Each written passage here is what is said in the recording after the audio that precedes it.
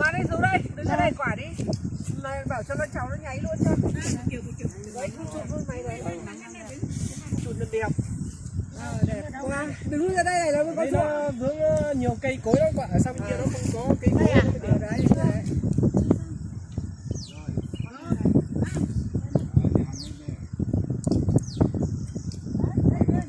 Rồi, mấy kiểu rồi. Ok. Viên đá này là có giá trị lắm ấy. Cái này nào về thành phố là có tiền đấy. Ra bỏ mũ ra cho nó sáng mặt. Chỗ này để cho thành cái ruộng bậc thang. Con đừng lên vào đây lan ngã chờ cái chỗ này cái ruộng bậc thang. Tao ngồi dưới này, tao ngồi dưới này. Tao ngồi dưới này. Lên trên để lấy đá.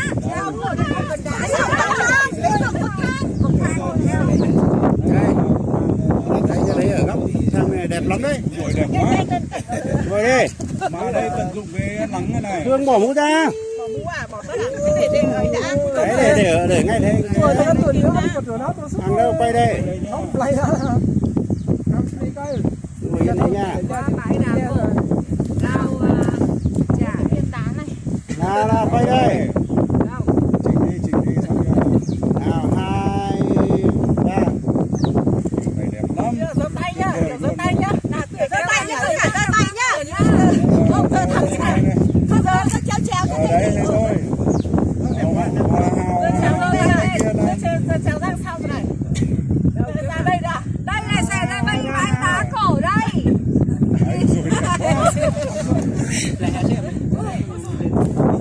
Ôi sao?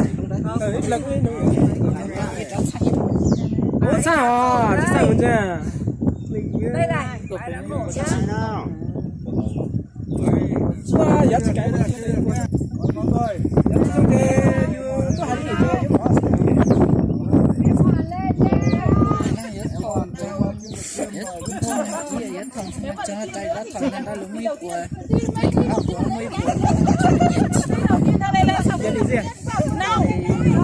hành gì chưa? Đổi nó sẽ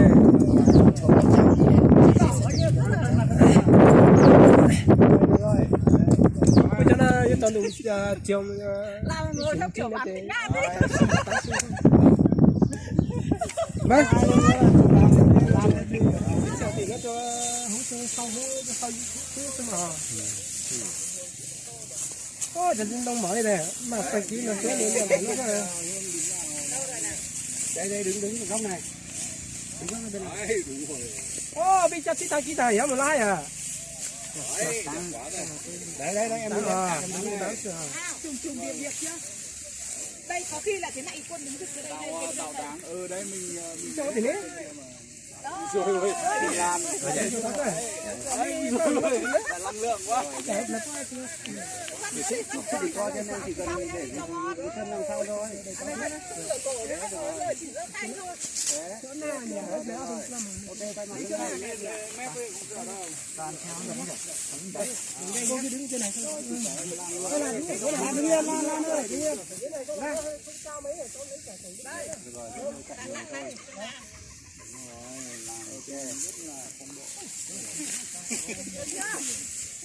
Quân đứng đây không là mình bấm vào. Đấy đẹp quá. đứng thẳng người lên là nó cái này. Đấy. Rồi. Đâu cái đứng con góc này. ilu là chị cho sinh lên là có chú cho cô kia thì chú chụp nhá Chú chụp rồi. Chú vào đây chụp ảnh tự hào đi. Sao mà chú kia cô chụp. rất là đẹp rồi Nào. Đấy. Đây là Chú muốn lấy ở góc giữa kia. Ờ. Lấy xuống cả cái thửa ở dưới này. thì cháu sang bên kia Nhá. cháu sang bên kia chú ở bên kia Đấy. Đây cầm đây mình ngồi xuống. nhưng mà chú đứng thửa nào để cháu biết đây chú thấy chú thửa đấy này đây cháu đứng thửa trên này xuống này Lan nước mắt Vuốt sang này nhá. Đấy. Đấy. Thôi nhá. Lan này đứng ra ngoài này tí này. Thôi à, thôi thế. Thôi đi đây. Thế thôi đứng đấy thôi Lan ơi. Đứng đấy để mình lấy hết cả cái trời kia nhá. Đây đứng ở dưới ruộng này đây nó đỡ bị đợi Lan nó vào mới ra được. Đẹp rồi. Nó dưới à? Không bậc trên này nhá. Bậc trên, bậc trên hết đường rồi. chỉ đến đấy thôi à? Thế Đến đấy thôi, nếu mà xuống bậc dưới nữa đi, hãng ba các nhà xuống bậc dưới đi. Bật dưới thì ta xuống bật dưới đi nha. bậc dưới thì ta lại phải xuống dưới. Xuống đấy đi.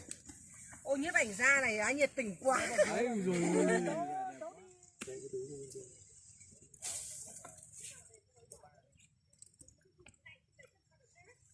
Tức là cháu bảo được thì mới được nhá. Cháu chụp nhiều cảnh ấy. Ừ.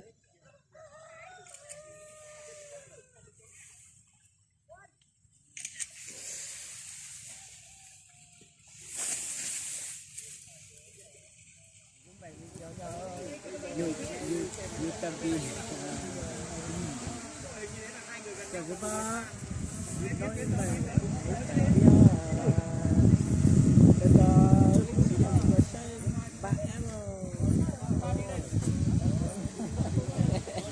nhậu bánh vui